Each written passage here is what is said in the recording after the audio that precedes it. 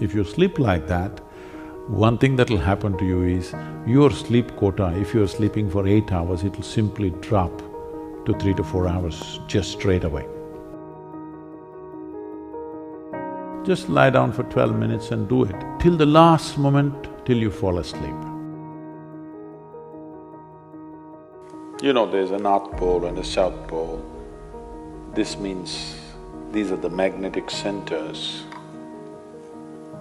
And you also know the whole land masses, whole continents have been slowly being pulled towards the north, they've been traveling. Why the Himalayas is whatever we're seeing, the Himalayan mountain ranges, that Manasarovar, you will find seashells in Manasarovar because at some point it was at mean sea level. Today, it is at 15,600 feet.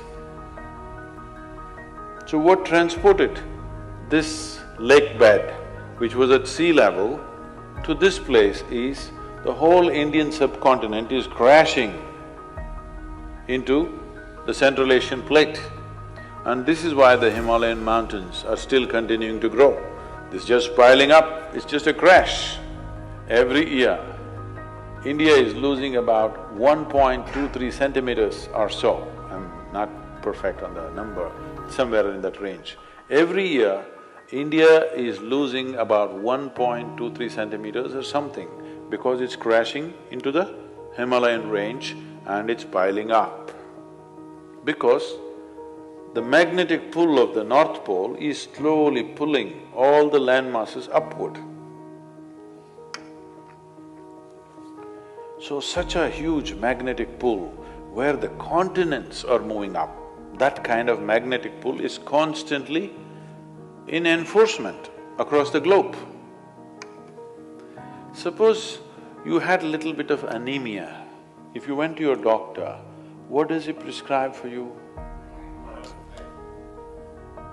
So it seems to be like it's an important ingredient of your blood, yes?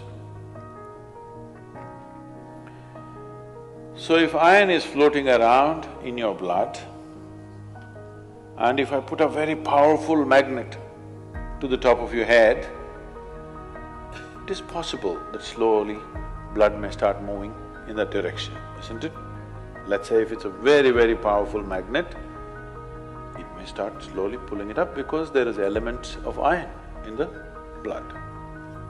Your body is designed like this, that your heart, which is the pumping station of the circulatory system, is 3/4 of the way up, not halfway down, because it is difficult to pump against gravity, easier to pump towards gravity, so it's placed here. Generally, all the pipes that are flowing down are larger ones, what is going up are much finer ones. As it goes up here, they're almost hair-like. So minute that the circulatory system in your brain is such that if one extra drop enters there, hemorrhages will happen. People have strokes. So now you were like this, now you went like this. Already there is a little bit of imbalance in the system because heart was pumping, calculating the gravitational resistance. Now suddenly there's no gravitational resistance, you became like this, and now you put your head towards the north. Slowly, it gets pulled towards your brain. So one thing that could happen to you is you could have disturbed sleep. If you put your head to the north and sleep, you could have disturbed sleep, all kinds of dreams happening. If you are in your old age, it is possible that you can have a stroke or you could just die in your sleep. It's very much possible. Not that if you sleep one day you will fall dead. Every day, every day, every day, if your bed is arranged that way, that every day you are sleeping, put your head to the north, you are asking for trouble. Some kind of trouble, we do not know what kind of trouble you will get, that depends on the strength of your system. If it is weak, very weak, you may fall dead, or you may get a stroke, or you may just get disturbed sleep, you may just have nightmares, or during the day you act funny. So many things will happen because excess circulation is happening in the brain when it should not be happening, simply because you put your head to the north. So in case you go to South America, then you should not put your head to the south. If you went to Australia, you should not put your head to the south. You can put it to the north, out there. In the northern hemisphere, you do not put your head to the north. East is best, northeast is okay, west is all right. South, if you must, north, no.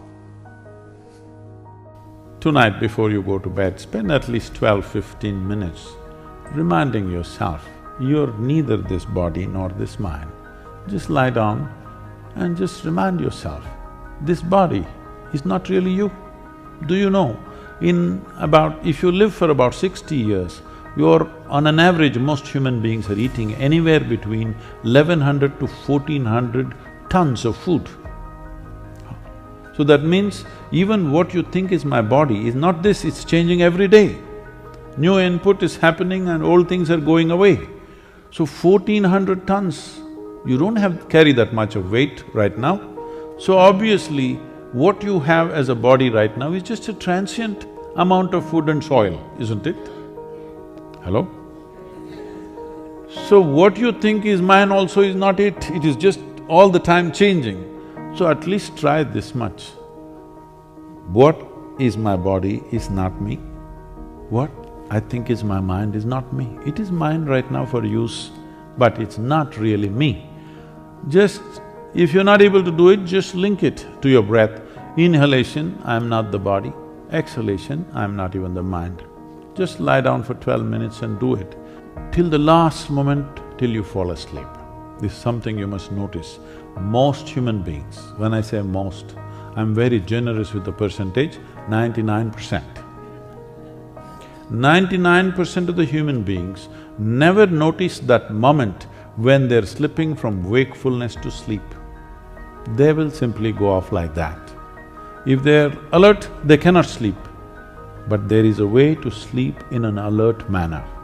If you sleep like that, one thing that'll happen to you is, your sleep quota, if you're sleeping for 8 hours, it'll simply drop to 3 to 4 hours just straight away. Now that moment when you're passing from wakefulness to sleep, if you can still be conscious that I'm not the body and I'm not the mind, believe me, something remarkable will happen. Why does one person need, by prescription these days, 8 hours? And why another person can do with half of that? See, one thing is, as we already went through, the very physical body that you carry is just the food that you've eaten, isn't it?